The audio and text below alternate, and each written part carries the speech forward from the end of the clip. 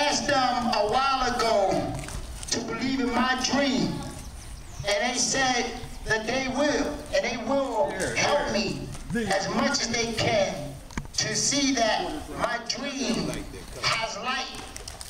And even though I may have thought, or I may felt that they gave up on me, they still took the moment to call me on my phone to say, you know, I'm sorry again for making you feel like I just left you out there with no hope.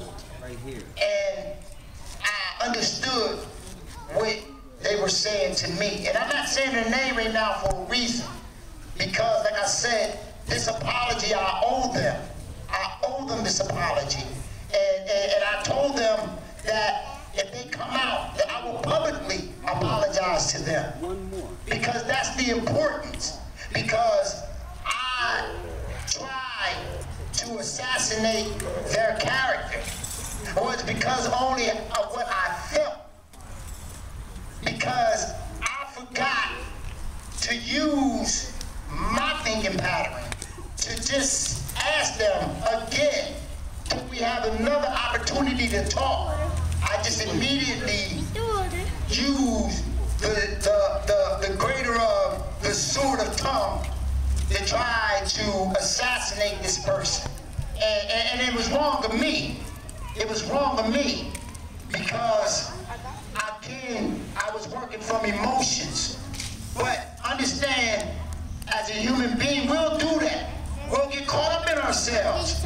And we'll forget what the mission is truly about.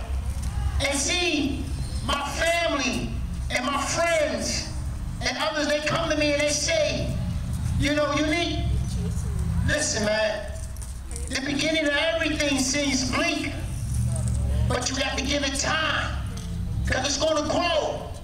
They say because you have a passion. And they say your passion is going to shine out, but I got to give it time. Don't rush into it, because everybody involved have to know what Unique is truly about.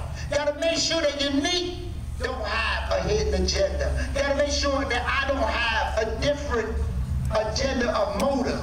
That, you know, we are all on the same page, and I understand that.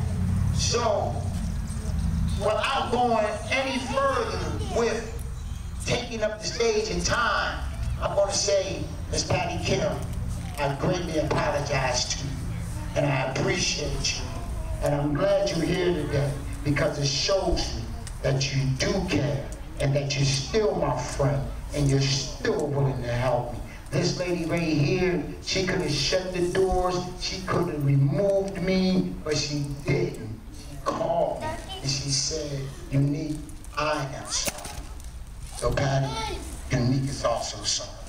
And I hope together we can make a difference.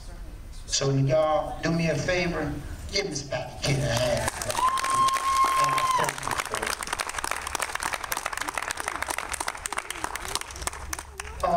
Also, we got Kevin Dolphins of Breaking Chains. We got Mr. Duke Burnett somewhere around here. Oh, okay, there he goes, from Luke Bangs. We got Mr. P. Smith, brother in charge, who opened hands. We got brother Sean Allison, also a brother who joins hands of Breaking Chains, Luke Bangs, and the King's Society. We had McD from the King's organization coming out to represent. We got brother Kenneth Muhammad, who came out to represent for the followers of Islam, the FOIs of Harrisburg, Pennsylvania. We got Mr. Brother Brian Pendleton, who came out to join forces. We got brother Mr. George, excuse me, because your last name is leaving me for a moment. Mr. Chambers, George Chambers, who came to join. And Mr. Chambers stopped me at Con Village, and he said, brother, I just seen this. He said, but I want to help. And he said, but I need to know what's your motive. So I told him, And I explained to him that, see, I'm not out here to try to convert someone to the religion of mine. This is my religion.